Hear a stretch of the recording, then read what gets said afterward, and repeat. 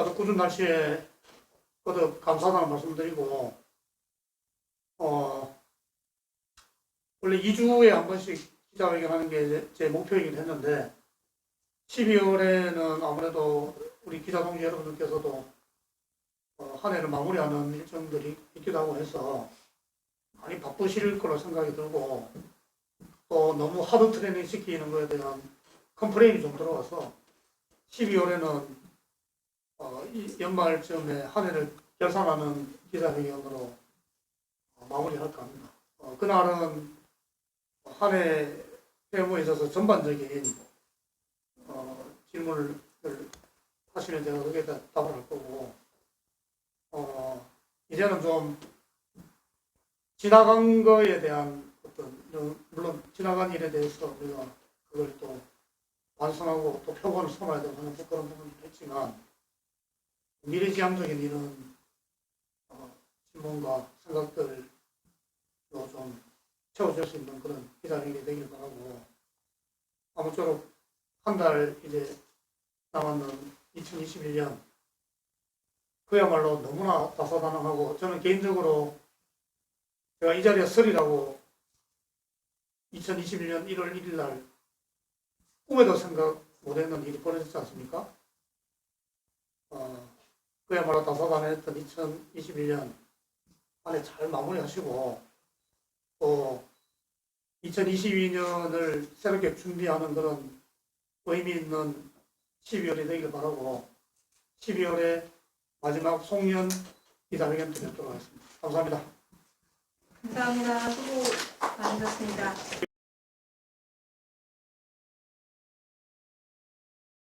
그래서 진행되고 있는 상황을 잠깐 말씀드리겠습니다. 지금 우리 변호사님하고 정관개정안에 대해서 제가 늘 대화를 하고 있는데, 정관개정안에 대한 큰 틀을 지금 첫 번째로 회장 선출하는 방법, 회장만 뽑느냐, 그 다음에 회장과 바이스를 한 사람만 하느냐, 세 사람 하느냐, 이 세 가지 방법에 대해서 가능성을 가지고 이번 주말에 지부장 회의 때 지부장님들 의견을 들어보고, 사실은 이거 세 가지를 다 정관개정안을 하면 좋지만, 어떤 그 의견 수렴이 된다면 한두 가지로 압축해서, 왜냐하면 이거 정관개정안을 만드는 것 자체가 시간이 많이 사실 걸리기 때문에, 저는 이번 연말까지 개정안 자체는 완성되는 것을 목표로 하고 있고, 1, 2월 달에 지부장님들과 대의원 그리고 뭐 회원들께 회람해서 수정할 거 하고 해서 2월 달까지는 확정을 지어서 안을 대의원총회에 올리는 것을 목표로 하고 있는 상황입니다. 그래서 이 세 가지 안에 대해서 이번 지부장 회의 때 변호 수정을 좀 해서 한두 가지 안으로 압축해서 안을 만들려고 하고 있고요. 그리고 회장 외에 임원 선출 방법에 대해서도 이번 보궐선거에 굉장히 제가 회무 수습을 하는 데 있어서 애로사항이 많이 생긴 거라서 이 부분에 대해서도 정관 개정안을 준비를 하고 있습니다. 그러니까 임원 선출을 이때까지 관례를 대의원 총회에서 임원을 선출하는 걸로 되어 있습니다만은, 현실적으로 회장이 선출하는 거라서 이걸 현실적으로 할 것인가, 아니면 기존에 하는 방법으로 대의원 총회에 그 권한을 줄 것인가에 대한 두 가지를 가지고 준비를 하고 있다는 말씀을 드리고, 또 보선하는 방법, 임원 보선하는 방법에 대해서도 이걸 원래는 대의원 총회에다 추인을 하게 되어 있고 한데, 현실적으로 회장에게, 의협 같은 경우는 회장의 권한이 굉장히 많이 현실적으로 들어가 있습니다. 그래서 사실 저는 이 정관 개정안을 만들 때 변협의 모델을 삼아야 되지 않을까라고 사실 좀 봤는데,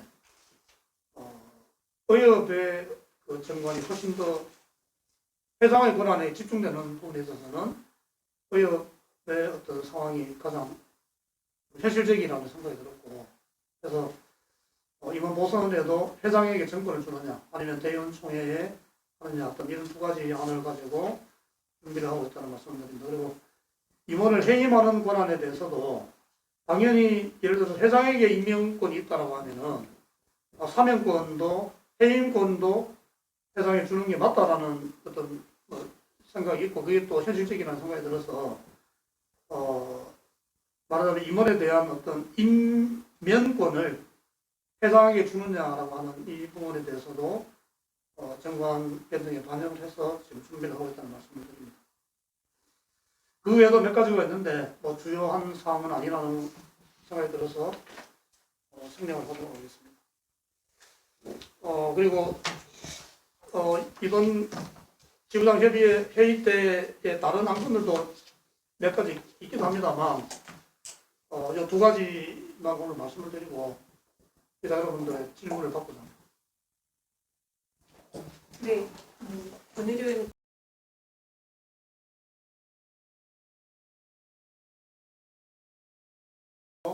질문하실 때 반등성 명을 떼주시면 감사하겠습니다.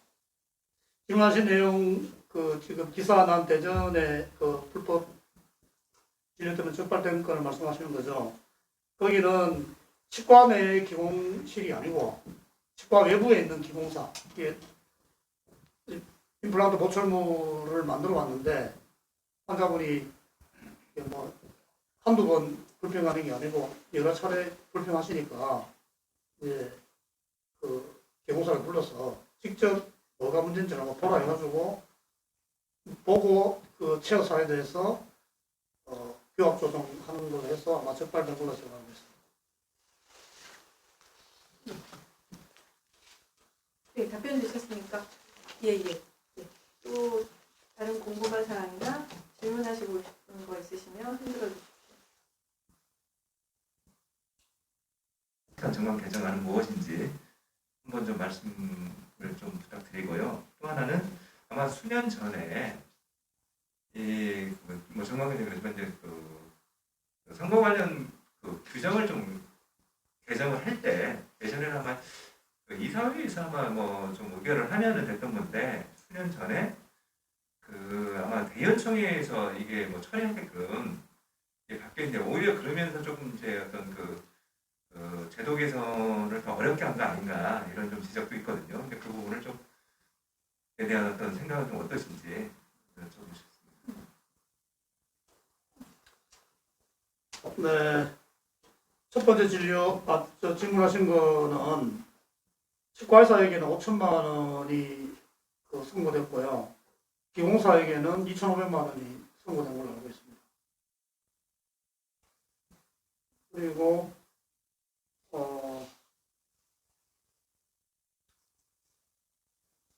제가 생각하는 바람직한 개정안에 대해서는 회장 단을 구성하는 데 있어서 원이냐, 1+1이냐, 1+3냐를 말씀하시는 거죠. 그게 메인이죠. 네. 네. 제가 제가 이런 거를 말씀드리는 게 적절을 하지 않을 것 같긴 한데, 제가 지부장님들께, 물론 모든 지부장님들께 여쭤본 건 아닌데, 지부장님들의 의견들은 많은 변화를, 물론 이제 소수는 뭐 다른 의견들도 있는데, 아마 제가 느낄 때 메인은 1+3를 유지하면서 문제가 됐던 부분들을 개정하자라고 하는 의견이 많지 않을까라는 의견을 제가 들었습니다. 그래서 물론 이제 지부장님들이 다 모인 자리에서 한번 이제 토론을 해봐야 되겠지만은 근데 이제 저는 1이냐 1+3이냐 이거 자체는 뭐 그렇게 큰 의미가 있다고 생각하지는 않습니다. 있다고 생각하지 않는데, 제가 다만 이번에 저는 1+3 선거도 해봤고, 1 선거도 해봤지 않습니까? 그죠? 그래서, 협회장만 뽑는 선거를 하는 것 자체가 훨씬 더, 뭐랄까, 몸이 좀 가볍다나? 어떤, 뭐 그런 느낌은 좀 받았다는 생각이 들고, 다만 원을 뽑았을 때 가장 문제가 되는 게 후보자 난립이라고 생각을 합니다. 그래서 그런 부분들이 좀 보완이 되면은 의원으로 뽑는 것도 좋지 않을 거라는 생각이 들고, 개인적으로 뭐 1, 2, 3번 세 가지 안이 어느 게 더 낫다라고 저는 생각하지 않습니다. 하지만 선거하는 과정에 있어서 어떤 그런 좀 어떻게 유연성이라고 해야 될까요? 그런 부분에 있어서는 협회장 한 사람만 뽑는 선거도 뭐 나쁘지 않다라고 하는 경험을 했기 때문에 대의원들의 선택에 따라야 된다고 생각합니다. 네. 그리고 네.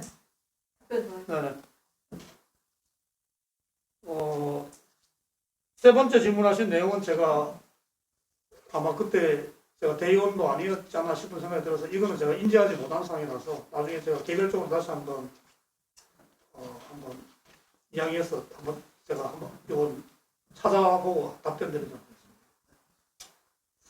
하겠습니다. 대한 규정도 명확치가 않고 불법 선거 운동을 했을 때 어떻게 처벌하는지에 대한 그게 굉장히 부족하다고 생각하거든요. 그리고 또 그거를 불법 선거 운동이라고 규정했을 때 선관위의 결정도 선관위의 뭐라 그러지? 판단하는 그것도 사실은 굉장히 불명확하게 되어 있고 3분의 2 이상, 그러니까 선관위 위원들이 3분의 2 이상이 찬성해야 되고 3분의 2 이상이 참석해야 되고 3분의 2 이상이 찬성해야지 그게 불법 선거 운동으로 규정이 되더라고요. 그러니까 이런 게 사실 모호한 거를 그 허점을 이용을 해서 불법 선거 운동이 굉장히 많이 되고 있는 게 사실이고 뭐 이상호 회장도 사실 거기에 대해서 피해갈 수 없는 부분이고 사실 그 근본적인 원인이 그거였기 때문에 보궐선거까지 선거관리위원회 규정으로 되어 있기 때문에 요거는 아직 여유가 좀 있습니다. 왜냐하면은 이게 다음 선거 때까지 선거관리 규정을 정하면 되는 거고 대의원 총회에 뭐 이렇게 의결해야 될 상황이 아니고 이사회 지금 선거관리 규정에 대해서는 어떻게 제가 생각을 하고 있냐면 로드맵을 한 달 전인가 선거관리위원회 회의가 있었습니다. 회의가 있어서 한번 선거 경험을 하는 선거관리위원들이 느끼는 문제점에 대해서 토론을 한 걸로 알고 있고 거기에 대해서 대비책으로 개선해야 될 개정안을 아마 이사회에 의견으로 올릴 거라고 생각을 하고 그걸 바탕으로 저희들이 보완할 거 보완하고 물론 그렇다고 해서 다 완벽하지는 않을 거라고 생각을 합니다. 그러나 이번 선거를 경험을 해서 얻었던 그런 많은 허점들을 좀 보완할 수 있는 이런 안을 선거관리위원회에서 가져오면 그걸 이사회에서 보완해서 다음 선거 전까지 만들려고 생각을 하고 있습니다. 그래서 지금 내년 대의원 총회 때까지는 전체적인 선거에 관한 정관 개정안을 빨리 만들어야 되는 상황이라서 선거관리 규정에 대한 것까지는 아직 지금 제가 신경을 못 쓰고 있는 게 사실이고 이거는 선거관리위원회에서 일단은 먼저 안을 만들어 오는 걸로 지금 저희가 기다리고 있는 상황이고 또 시간적인 여유가 좀 되면 이 부분도 제가 좀 들여다보려고 생각하고 있습니다. 그래서 애매한 그런 어떤 부분들이나 불법 선거에 대한 그런 규정 또 거기에 대한 어떤 처벌 내지는 어떤 아까 이야기했던 의사 결정하는 이런 과정들에 대해서는 다양한 의견을 듣고 또 지부장님들하고도 그런 것에 대한 공감대를 좀 형성해서 결정해야 될 상황이 아닌가 생각합니다. 그리고 보궐선거의 원인이 뭐 크게 보면 그렇다라고도 볼 수도 있지만 또 그렇게 말씀하시는 거는 너무 좀 지나친 비유가 아닌가라는 생각을 좀 들기도 합니다. 예, 답변 되셨죠? 네, 또 다른 지난주에 있었던 1일 1교섭법에 대한 그 선거 공판은 물론 제가 그 당시에 어떤 그 당사자 입장이 있지는 않았지만 대단히 위치관계에서는 그런 고무적인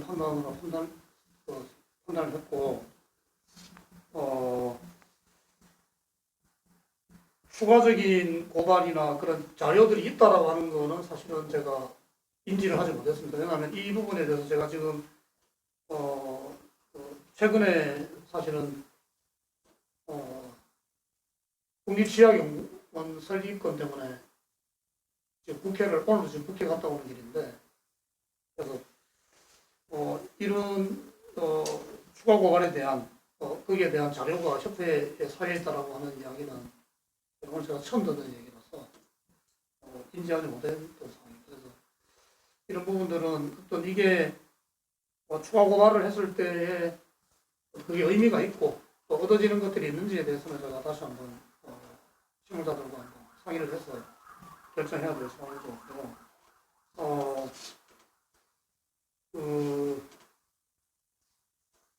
협회 공식적인 입장은 뭐 이게 환영할 일이고 모든 치과의사들이 환호할 만한 일이라고 생각합니다. 생각을 하고 추후에 그 고발되신 분 대표원장에 대한 어느 면허에 대한 부분에 있어서는 우리가 주시하고 있고 이게 또 협회에서 어떤 역할이 있더라고요. 그래서 그런 부분에 있어서는 적절하게 우리가 협회가 해야 될 일을 해야 된다는 생각을 갖고 있고 그런 부분에 정도로 제가 국제예산대 보고를 받은 상황이라서 질문하신 내용을 다시 한번 잘 새겨서 협회장으로서 해야 될 일을 미루지 않고 잘 하겠다는 말씀드립니다. 또 먼저 질문 아직 안 하셨. 그러면 앞으로 이제 또 환자한테 이런 어떤 뭐 고발당한 사례도 많아질 걸로 예상한다고 말씀을 했는데 그럼 협회에서 취업에서 앞으로 이런 부분에 대해서 뭐 좀 지금도 뭐 취업 자체적으로도 뭐 이런 뭐 회원이 만약에 이런 어떤 행위 이런 거 했을 때는 징계 이런 아마 규정이 있을 것 같으면서 회장님 계시면서 혹시 이런 부분에 대해서 좀 내부적으로 어떤 뭐 내부적으로 어떤 규정이나 어떤 이런 부분을 좀 의료윤리 관련해서 새롭게 좀 이렇게 뭐 추가하시거나 보완할 부분이 있으신지 그 부분 하나고요. 두 번째는 뭐 잘 아시겠지만 며칠 전에 그 청와대 게시판에 중장학권 그렇게 해서 올랐는데 거기에 대해서 좀 한 말씀 그렇게 좀 부탁을 드리겠습니다. 불법 진료에 대해서는 저는 평소에 생각하고 있는 바가 궁극적으로는 우리 치과의사회 대한치과의사협회에도 자율징계권을 가져야 된다라고 늘 생각을 하고 있습니다. 왜냐하면은 자율징계권을 협회가 쥐는 순간 법이 있더라도 일일이 다 단속할 수가 없습니다. 그러나 자율징계권을 갖는 순간 불법 진료의 양상이 지금보다 50% 이상 대폭 줄어든다고 저는 생각합니다. 그래서 저는 지부회장을 할 때도 늘 협회가 자율징계권을 가져야 된다고 생각을 하였고요. 앞으로의 회무도 제가 회장할 때 저는 뭐 지금도 대화 업무를 나갈 때 그런 이야기들을 하고 국회의원 만날 때도 그런 이야기를 합니다. 그리고 복지부도 사실은 의료인을 관리 감독을 복지부가 해야 되는 거를 그걸 잘 못하니까 사단법인을 만들어서 대행하게끔 하는 거거든요. 대행하게 하면서 의무만 툭툭 지어주고 권한을 주는 게 별로 없습니다. 좀 권한을 달라라고 하는 것들도 다 빼들어가는 상황이고 이번에 대의원총회에서 통과된 지부 보수교육 점수 의무화하는 거에 대해서 복지부 입장에 대한 공문을 보냈었는데 그런 거 불가하다라는 공문을 보냈었죠. 아시다시피 그런 것처럼 복지부는 협회에 어떤 권한을 주는 거에 대해서 인색하고 불안해하는 게 사실입니다. 그렇기 때문에 이런 부분들도 그리고 이제는 시대가 많이 변했고 아까도 제가 서두에 말씀드렸지만 이제는 우리가 불법을 행하는 이런 회원들에게 관용을 베풀 수 있는 시대가 지났습니다. 과감하게 썩은 부분을 도려내는 그런 결단이 필요한 시대입니다. 그런 분들 때문에 선량한 우리 회원들이 피해를 보는 그 정도는 어마어마하다고 저는 생각합니다. 그렇기 때문에 결국 궁극적으로는 자율징계권을 획득하는 이런 부분들 의협과 한의협 물론 협조를 해야 된다고 생각합니다. 그래서 이런 부분들에 대해서 우리가 봐야 되고 그렇지 않은 상황에서 면허 자격 박탈에 대해서 이분 같은 경우에는 진행이 될 걸로 예상이 되는데 그 외에 우리가 어떤 윤리위원회에 회부한다든지 하는 거는 생각해 보진 않았는데 그거가 큰 의미가 있을까요? 그러나 큰 틀에서 협회가 어떤 자율중개권을 획득하는 걸로 가야 된다는 생각을 합니다. 그리고 그 외에도 자율중개권 획득이 되지 않으면 최소한의 우리가 회원들을 관리할 수 있는 이런 권한은 협회에 줘야 된다고 생각합니다. 제가 최근에 들은 얘기지만은 간호협회 같은 경우는 물론 그분들이 처해 있는 상황은 우리하고 좀 다르긴 합니다만 간호협회비를 월급에서 원천 징수를 한다고 들었습니다. 그렇기 때문에 회비 내는 그 금액도 이게 부담이 훨씬 덜 할 수 있는 거고요. 또 그 모아진 돈이 상당하기 때문에 사실은 대관 로비 업무에 있어서도 대한치과협회보다 간호사협회가 훨씬 더 강하다는 것은 누구나 다 알고 있을 것이라 생각합니다. 그런 것처럼 우리도 회원들에게 뭔가 강제할 수 있는 이런 권한을 부여받아야 되지 않느냐. 지금 회원이 날로 늘어나는 상황이고 회비 안 내는 회원들이 날로 늘어나는 상황이고 결국 회비를 내는 분과 안 내는 분의 어떤 차별이 없는 상황이라고 한다면 누가 회비를 내려고 하겠습니까? 그래서 그런 부분들에 있어서도 최소한의 우리 회원을 관리 감독할 수 있는 이런 어떤 권한을 좀 줘야 된다는 생각을 가지고 있고 전에도 제가 말씀 한번 드린 바가 있는데 복지부에서 올해 국가고시 합격한 치과의사 명단을 저희들한테 주는 것조차 이게 개인정보법에 위배된다 해서 안 된다고 제가 들어서 어떻게 보면 말도 안 되는 상황이라고 저는 생각을 하는데 이런 부분들도 한번 간담회를 통해서 실제 그런지도 확인하고 그렇다라고 하면은 개선될 수 있는 이런 방안을 가야 된다고 생각합니다.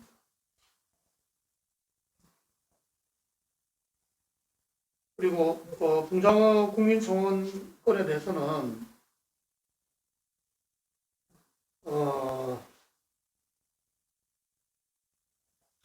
우리가 11월 달 이사회 하기 전에 기자회견이 있었죠. 이사회 이후에 기자회견 한 적이 없죠. 네. 그걸 제가 까먹을 뻔했네요. 전에 등반대회 때 잠깐 말씀드린 적 되는 것 같기도 한데 이번 11월 정기 이사회에서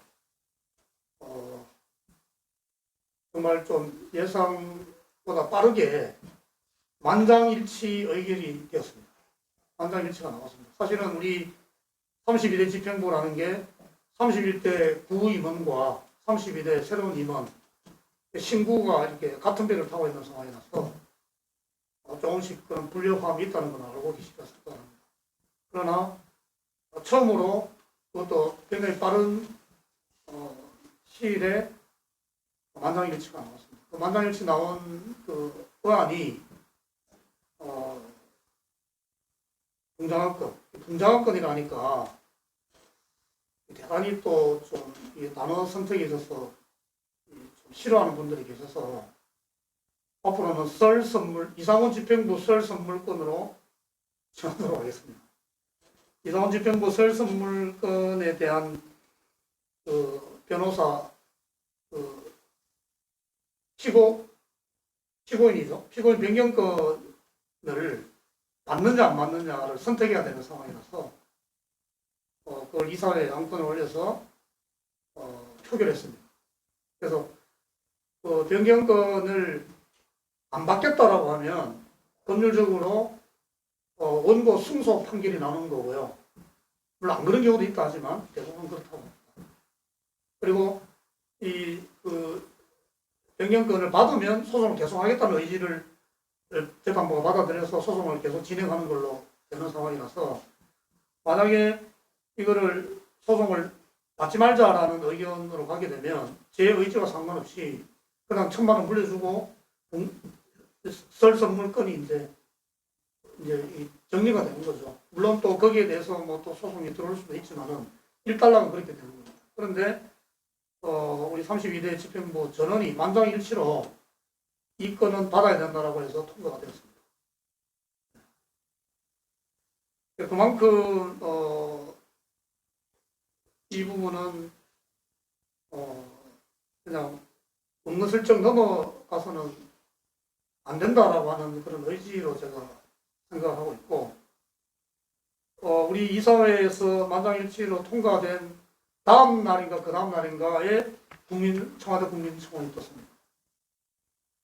그래서 이분들이 어떻게 하는가를 잘 주시하고 있다가 그런 타이밍에 이런 거를 던졌다는 생각이 들고요. 전에도 제가 말씀드린 바가 있지만 이 설 선물권에 대해서는 사실은 저는 좀 말을 아끼고 싶은 게 제 솔직한 심정이고, 다만 질문하셔서 한마디만 말씀을 드리자면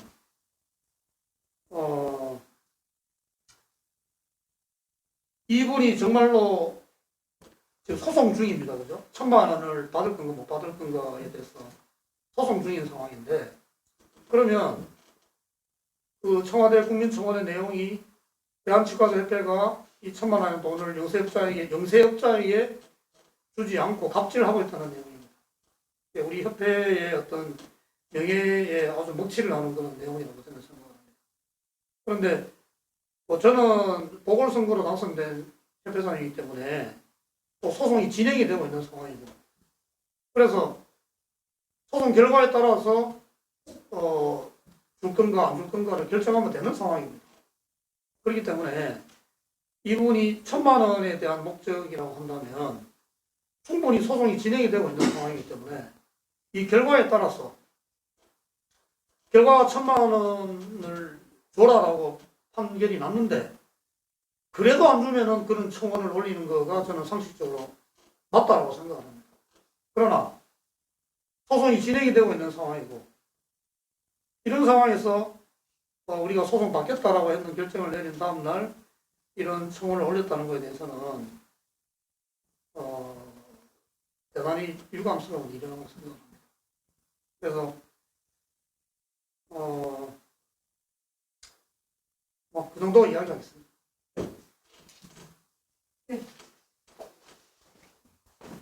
받는 입장에서는 이제 1조 원 이상으로 추산되는 재정 추계가 이제 부담이 될 걸로 보이는데요. 각 대선 후보 캠프에 이 정책을 제안했을 때 이런 부분을 어떤 논리로 이제 설득하실 건지 그런 부분에 대해서 말씀을 좀 부탁드립니다.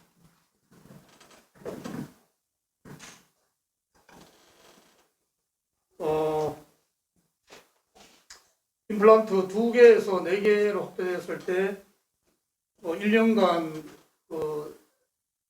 국가재정이 부담해야 될 비용이 5천억이죠.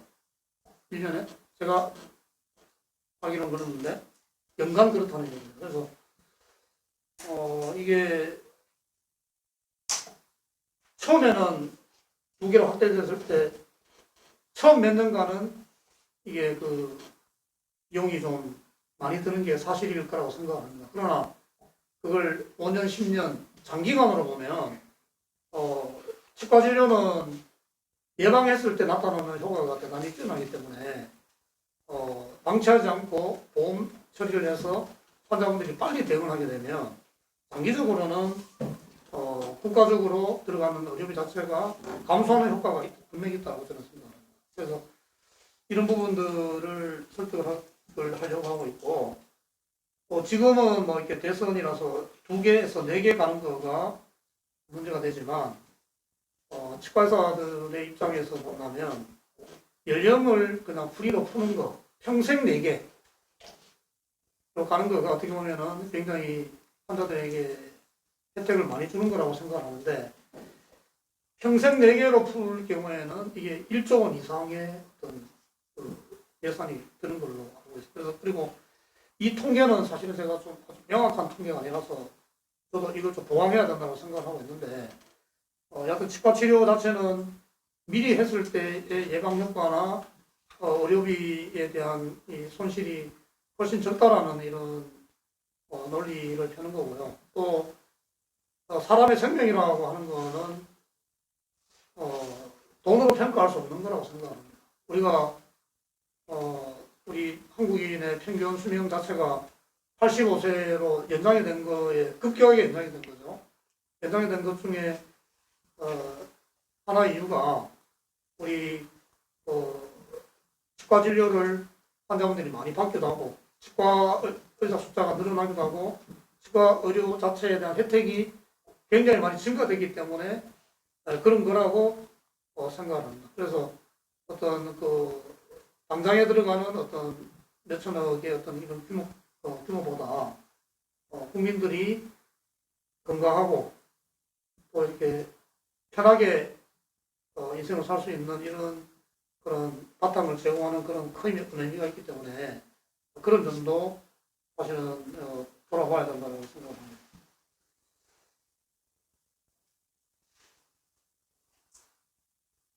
질문이 됐나요? 네.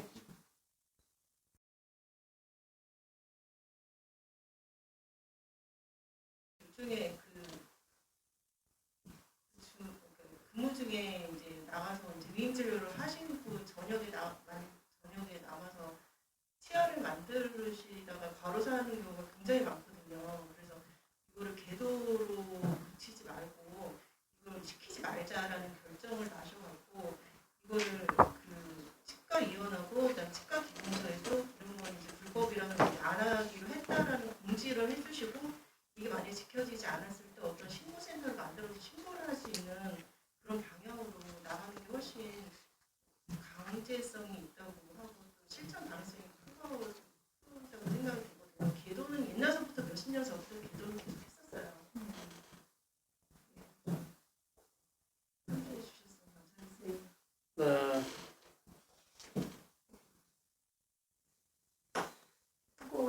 네.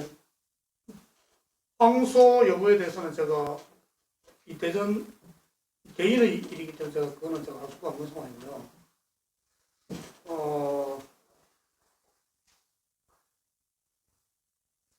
지금 그 치과 보철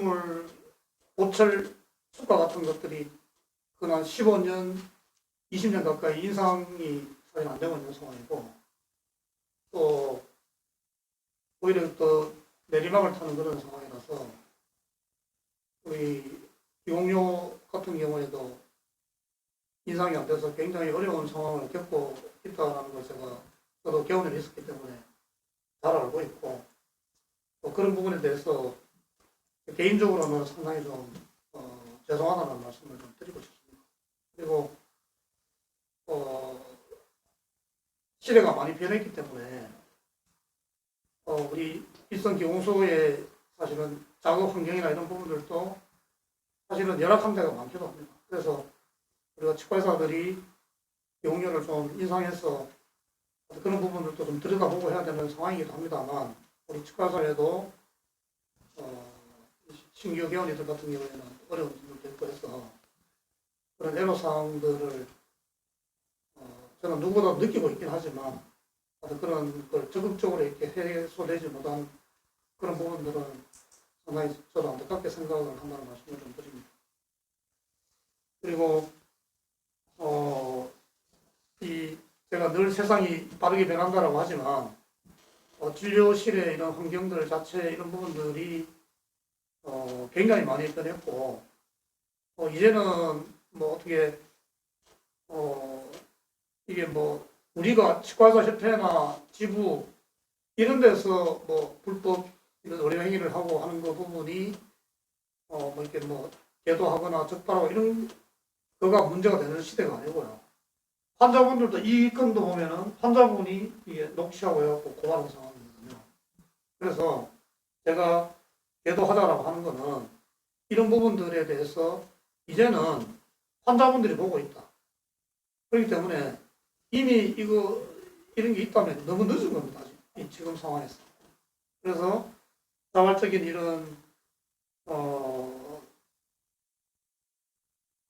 쪽으로 가자라고 하는 말씀을 제가 드리는 거고, 무슨 제도든지 간에 뭐를 또 만들어서 강제성을 띠고 하는 것 자체는 사실 그게 좀 효율성이 저는 떨어진다고 봅니다.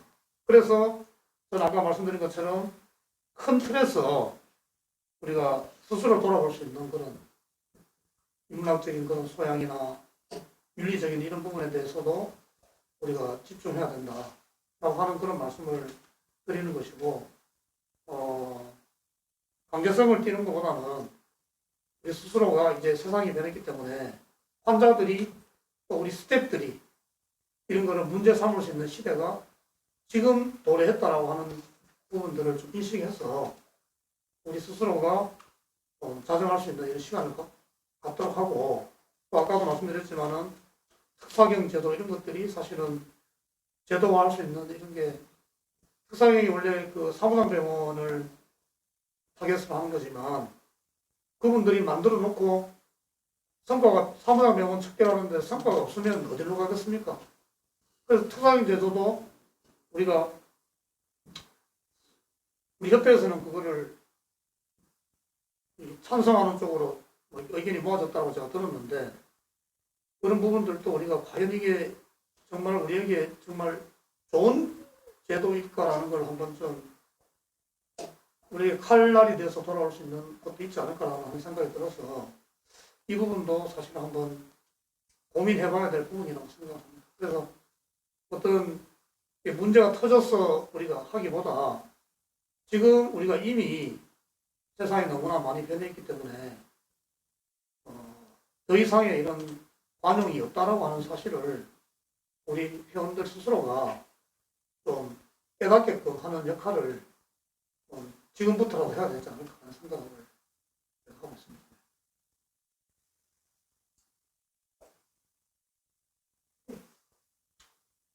치과기공사회의 어떤 그런 여러 가지 문제점이나 이런 부분들에 대해서도 저에게 자주 말씀해 주시면은 제가 회모하는 데 좀 많이 참고를 하도록 하겠습니다. 또 추가 질문, 예. 인재라고 하신 걸로 아마 못 받은 것 같은데요. 근데 이게 아마 그 29대 집행 때 아마 그 외부에 있던 자료가 협회로 지금 그 위반이 됐고 아마 그 분량이 상당히 좀 많은 걸로 이렇게 좀 들었습니다. 근데 이제 중요한 건 지금 어쨌든 간에 항소심이 좀 끝났지만 지금 그 당시에 치과 의사들이 이번에 좀 이렇게 형사처벌을 좀 받은 분들은 그 숫자가 그렇게 많지는 않거든요. 근데 이제 이게 하나 이제 그 뭐 요새 측에서도 이제 대법원에 상고를 하겠지만 아마 수개월 내에 아마 그 상고가 그 결론이 날 거고 특별한 뭐 변수가 없으면 그대로 좀 확정이 되지 않겠나 이렇게 보는데, 그랬을 때는 이제 이게 판례가 만들어지거든요. 그러다 보니까 나머지 지금 저도 좀 파악을 해보니까 상당수가 이 법이 시행된 게 2012년 아마 7월인가 8월부터 아마 시행이 됐는데 그 지금까지 좀 근무하고 있는 그 근무하거나 좀 거기 계신 분들이 꽤 좀 되시는 걸로 그렇게 좀 파악이 되고 있습니다. 그래서 아마 최소한 이분들 자체는 이제 명의대여라는 부분들 자체 그 의료법 부분 자체는 좀 적용되지 않겠냐고 제가 좀 조금 하나 좀 구체적으로 여쭤보고 싶은 것은 아마 자료도 방대하고 그 당시에 또 관여하지 않으셨기 때문에 회장님뿐만이 아니라 아마 상당수 임원들이 그 이런 그 과정이나 이런 부분들을 좀 잘 모르실 거라 보여집니다. 그래서 그 당시에 고발을 한 건 민간에서 고발한 게 아니고 취업에서 그 고발을 한 건이거든요. 이 건이요. 2018년 11월 달에. 그래서 그 당시 이 건을 좀 주도했던, 고발을 주도하고 했던 그 전임 임원들이나 이런 분들 또 혹은 직원들 이런 분들을 한번 뭐 같이 좀 그 논의나 한번 좀 이 상황 파악을 위해서 한번 협의를 해서 그렇게 좀 진행하는 어떤 부분들에 대한 그 부분에 대해서 어떻게 좀 생각하시는지 조금 더 구체적인 어떤 부분들, 아직 뭐 자료도 뭐 분량이 많다 보니까 봐도 잘 좀 파악하기 좀 어려울 것 같거든요. 그래서 그 당시에 협회에서 했기 때문에 아마 좀 그런 부분들에 대한 어떤 조금 입장을 조금 더 명확하게 좀 한번 좀 말씀해 주셨으면 합니다. 그때 이거 소송할 때 지금 자료들이 많이 있다고 했는데 그걸 다 하지 않고 일부만 한 이유가 있나요?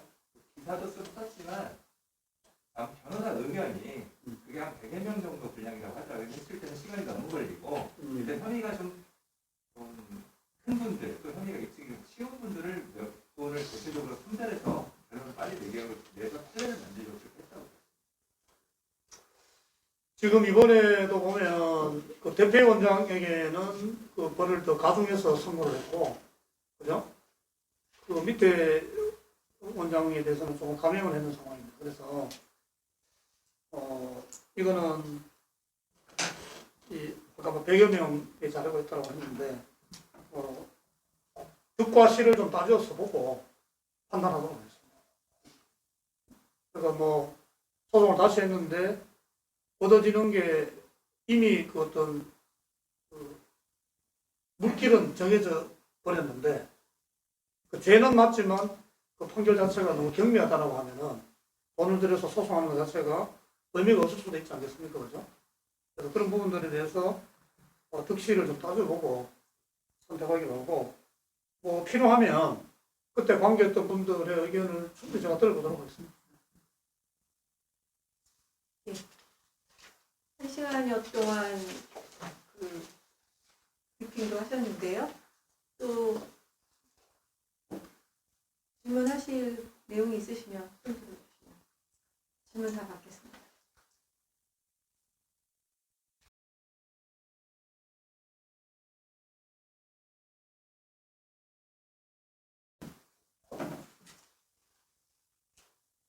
나도 궂은 날씨에 거듭 감사하다는 말씀드리고, 원래 2주에 한 번씩 기자회견하는 게 제 목표이긴 했는데 12월에는 아무래도 우리 기자 동지 여러분들께서도 한 해를 마무리하는 일정들이 있기도 하고 해서 많이 바쁘실 거로 생각이 들고, 또 너무 하드 트레이닝 시키는 거에 대한 컴플레인이 좀 들어와서 12월에는 이 연말쯤에 한 해를 결산하는 기자회견으로 마무리할까 합니다. 그날은 한 해 회무에 있어서 전반적인 질문을 하시면 제가 거기에 대한 답을 할 거고, 이제는 좀 지나간 거에 대한 물론 지나간 일에 대해서 우리가 그걸 또 완성하고 또 표본을 삼아야 되고 하는 그런 부분도 있지만, 미래지향적인 이런 질문과 생각들로 좀 채워줄 수 있는 그런 기자회견이 되길 바라고, 아무쪼록 한 달 이제 남았는 2021년 그야말로 너무나 다사다난하고, 저는 개인적으로 제가 이 자리에 서리라고 2021년 1월 1일 날 꿈에도 생각 못했는 일이 벌어졌지 않습니까? 그야말로 다사다난했던 2021년 한 해 잘 마무리하시고, 또 2022년을 새롭게 준비하는 그런 의미 있는 12월이 되길 바라고, 12월에 마지막 송년 기자회견 드리도록 하겠습니다. 감사합니다. 감사합니다. 수고 많으셨습니다.